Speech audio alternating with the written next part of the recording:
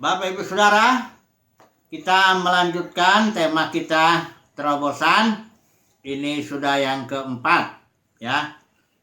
Kali ini kita akan bicara terobosan yang mengulang sedikit lah ya, yang dilakukan oleh atau yang terjadi melalui Yesus Kristus, dan terobosan yang terjadi ketika gereja sudah jatuh ya, dan masuk dalam zaman kegelapan. Dan kita kalau bisa nanti selesai kita akan adakan terobosan lagi ya setelah kerajaan 1000 tahun. Tapi coba dulu kita lihat ya. Kita ulang sedikit pengertian terobosan itu. Bahasa Ibraninya paratz itu breakthrough, terobosan, menerobos ya. Dan istilah ini muncul dalam kasus Daud ketika dia menerobos musuhnya orang Palestina di Baal Perasim itu. Tapi sebenarnya di situ Daud bilang, Tuhanlah yang melakukan terobosan. Tuhan menerobos musuhku seperti air menerobos ya, paratz ya. Kemudian contoh berikutnya lagi Peres ketika Tamar melahirkan anak kembar bagi Yehuda ya.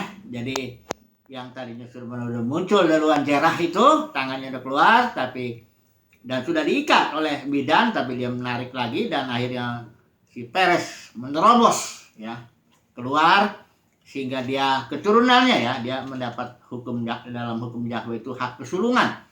Dan itu karenanya keturunan Peres itu disebut dalam kitab Rut pasal 4 ayat 12 maupun Nehemia pasal 11 ayat 6. Jadi dalam perjanjian lama istilah ini tidak terlalu banyak ya.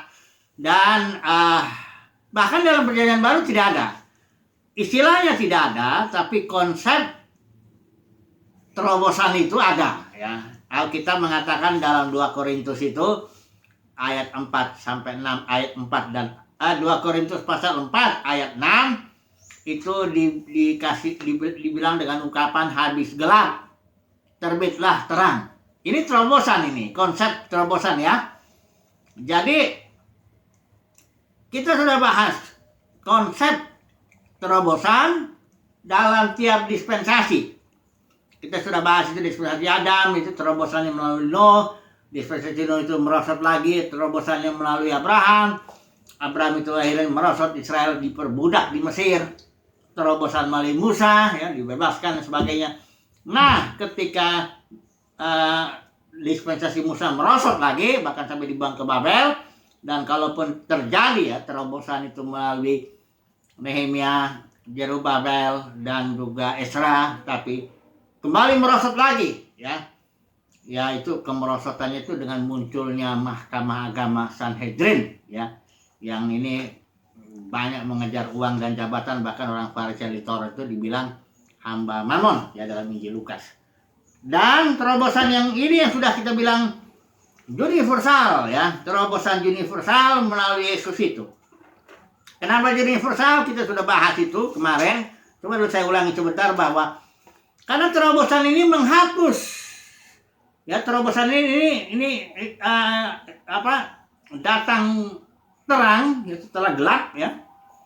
Dan terang yang datang ini menerobosnya ini seluruhnya ya. Jadi Yesus itu mati ya sebagai Adam akhir, menghapus seluruh Adam pertama itu yang jatuh dalam dosa itu, pada dosa itu maut ya. Dan di sini maut dihapuskan ya, dikalahkan lah ya dengan kematian, kebangkitan dan naiknya Yesus duduk sebelah kanan Bapa. Dan di situ yang mati bukan hanya yang gelap yang lama itu, tapi manusia lama ya, keakuan kita, kedagingan, dunia, itu ayatnya sudah kita baca itu kemarin ya. Bahkan Kolose 2:14 surat hutang ya udah dipakukan di kayu salib ya. Bahkan ketika Yohanes itu bilang, Yohanes Baptis menunjuk kepada Yesus, inilah anak domba Elohim yang menghapus dosa dunia, bukan menghapus dosa orang percaya ya, jangan dirubah-rubah ya kitab itu ya. Menghapus dosa dunia. Nah kalau udah dosa dunia dihapus ya terhapus lah ya kan. Kemudian 1 Yohanes 2 ayat 2 juga mengatakan Yesus bukan hanya menebus dosa kita, tapi juga dosa seluruh dunia ya. 1 Yohanes 2 ayat 2. Juga gelar Yesus itu Juru selamat dalam kitab Injil, juru selamat dunia ya. Saudara tahu kalau petinju misalnya juara apa, misalnya juara kota gitu ya, satu kota lah yang dilawan sama dia ya, petinju. Kalau juara Indonesia ya seluruh Indonesia. Kalau bilang juara dunia ya seluruh dunia petinju yang di kelasnya sudah dikalahkan dia. Yesus juru selamat dunia ya, kalau nggak dunia diselamatkan ya dia nggak layak mendapat gelar juru selamat dunia ya. Maunya juru selamat orang percaya aja lah ya, atau juru selamat orang pilihan Tuhan boleh. Tapi Yesus, Alkitab bilang Yesus gelarnya itu juru selamat dunia ya. Jadi sekarang kenapa? Karena seluruh dunia diselamatkannya ya, hanya ada tahapannya nanti. Kemudian Yohanes 12 ayat 32 itu juga jelas dibilang, apabila aku ditinggikan, kata Tuhan Yesus, aku akan tarik semua orang datang kepadaku.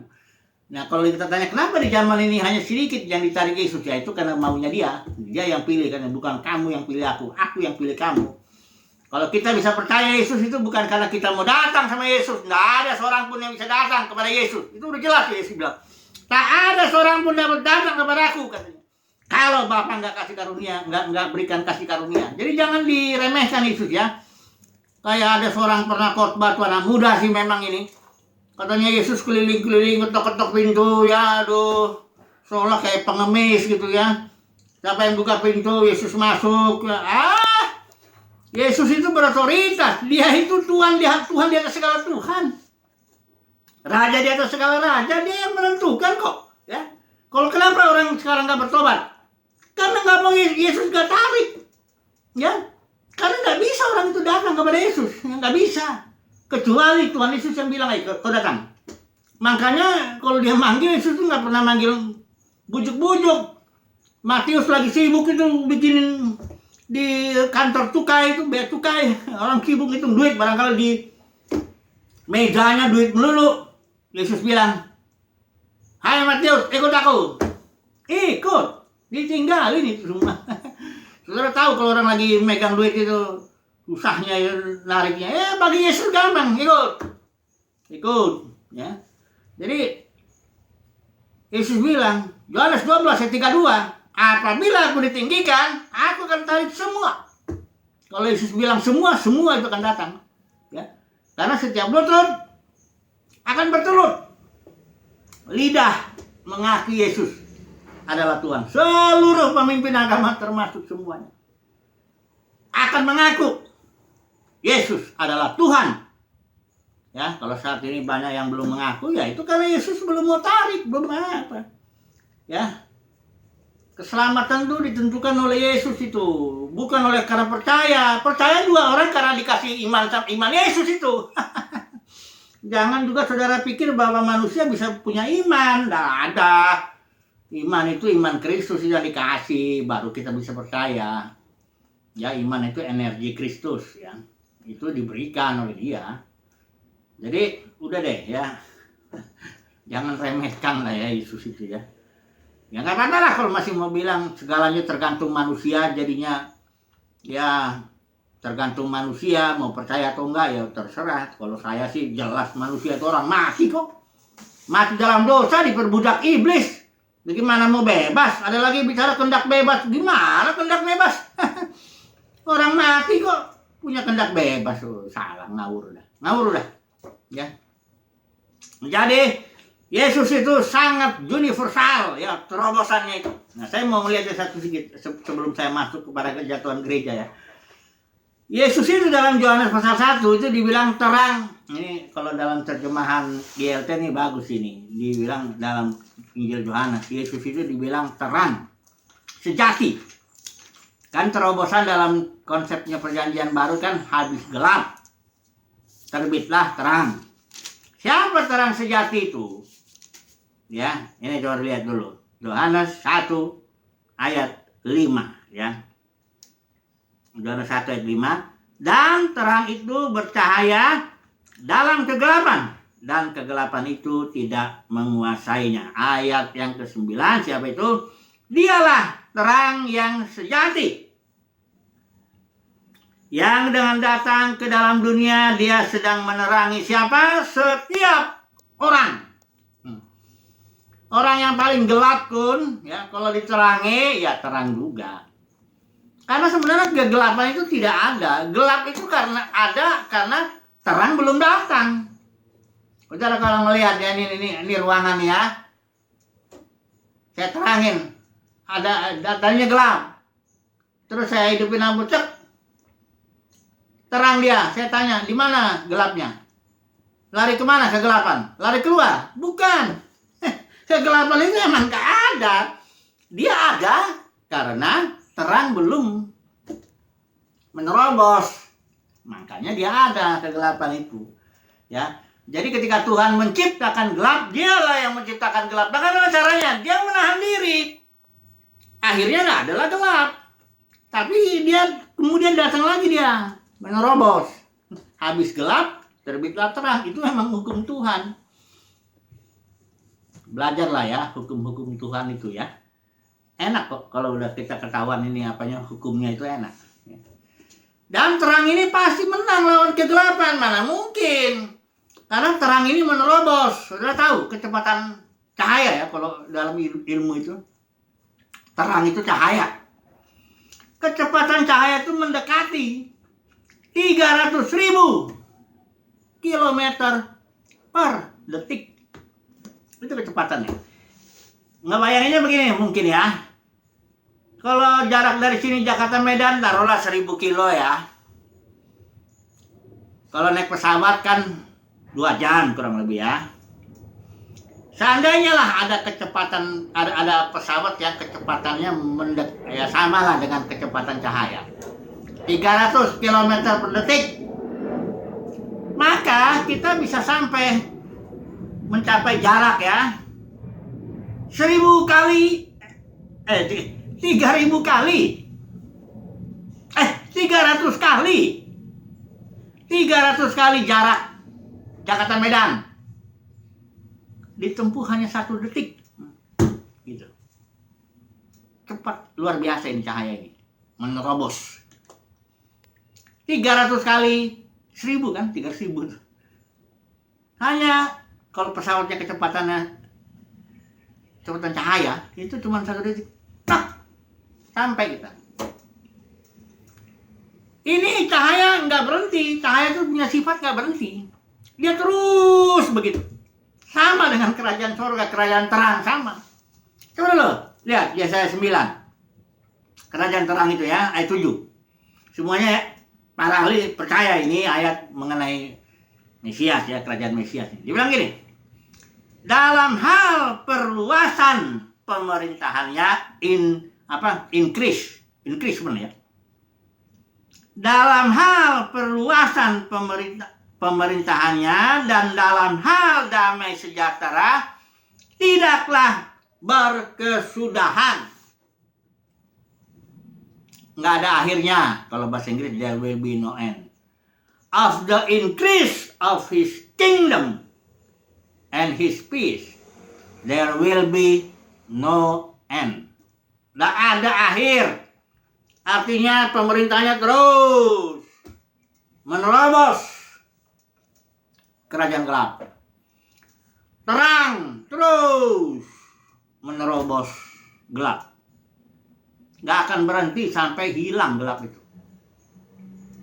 Ya, itu sebabnya setiap lutut bertelut, lidah mengaku Yesus Tuhan. Ya, ini dia. Dan kita bilang di dispensasi ada babakan zamannya. Kemenangan terakhir itu nanti sana ketika nggak ada lagi matahari, nggak ada. Elohim udah jadi terangnya. Ya, nggak ada lagi gelap. Habis maut itu udah nggak ada lagi. Seandainya orang Kristen bisa percaya, Alkitab ini bisa dibuka lagi nanti. Oke lah, ya. Ketika Yesus datang, ya, menegakkan kerajaan terang, kemudian nggak lama kemudian komunitas yang disebut gereja itu ya jatuh masuk ke dalam. Kalau dalam sejarah gereja pun dibilang zaman kegelapan itu zaman antara ya setelah. Jadi gini, kalau dari sejarah ya, kalau nanti kita lihat dari Alkitab, dari sejarah gereja dulu lah. Itu awal-awalnya itu dibilang karena tadi itu Ignatius tuh tahun 117 Masehi, dia yang bilang penatua, tadinya gereja dipimpin para penatua, tapi Ignatius bilang enggak, bishop lebih tinggi. Bishop satu, para penatua berapa. Nanti per kota itu bishopnya bersaing lagi, di atasnya lagi uskup ya, bishop itu uskup agung. Antara uskup agung bertarung lagi, siapa paling tinggi, nanti kardinal. Kardinal bertarung lagi, siapa paling tinggi, paus. Jadi hierarki itu masuk ke dalam gereja dan sudah settle itu di abad ke-5 atau 6 lah ya, Katolik itu ya namanya ya. Masuklah gereja ke dalam zaman kegelapan ini. Menurut sejarah gereja ada 1000 tahun zaman kegelapan gereja sampai Martin Luther tahun 1517 Masehi di Wittenberg, gereja di Jerman itu. Mulailah pemulihan. Justification by faith, nanti kita lihat. Tapi menurut Alkitab nggak begitu versinya. Ya mirip begitu juga ya, karena ajaran Nikolaus itu ya itulah ajaran hierarki itu yang membenarkan hierarki masuk dalam gereja itu ya ajaran Nikolaus. Niku atau yang menaklukkan, Laus itu kaum awam. Jadi para pemimpinnya menaklukkan kaum awam. Jadi dia merasa aku lebih hebat. Masuk lagi jalan Jebel, merampas otoritas Kristus ya. Jadi sayalah yang berotoritas di gereja ini. Masuk lagi ajaran Bileam, dagang ya. Semua didagangin ya. Bukan hanya firman Tuhan aja didagangin, sampai minyak urapan itu pun didagangin. Semua buku kaset apa semuanya lah didagangin.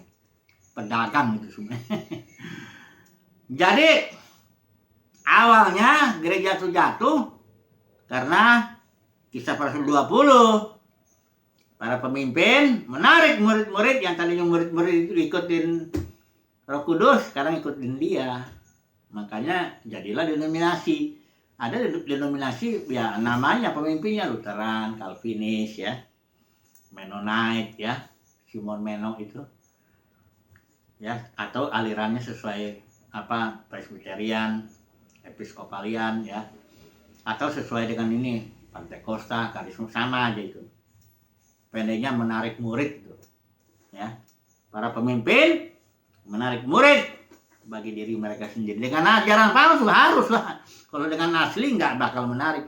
Paulus, Petrus, Yohanes nggak narik murid. Dia memperlengkapi. Ya. Karena apa? Ajarannya asli. Tapi kalau palsu ya itu narik. Kalau palsu tuh mirip ya dengan asli ya. Jangan pikir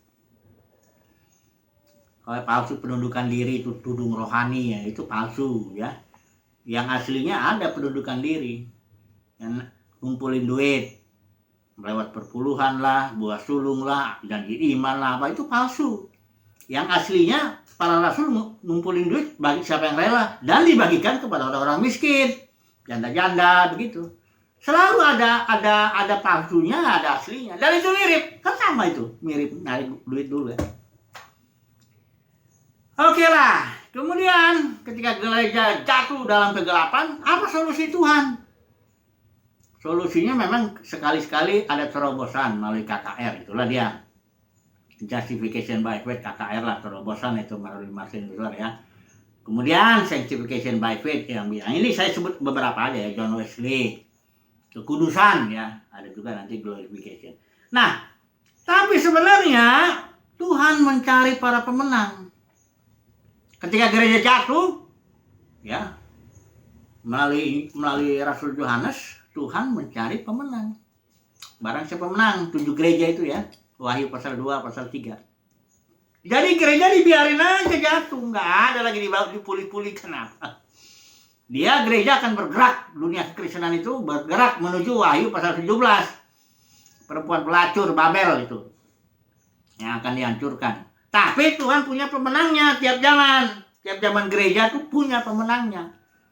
Nah, itulah gereja yang jatuh ini direpresentatifkan dengan para pemenang di tiap zaman. Dan para pemenangnya ini akan melakukan terobosan melalui Tuhan.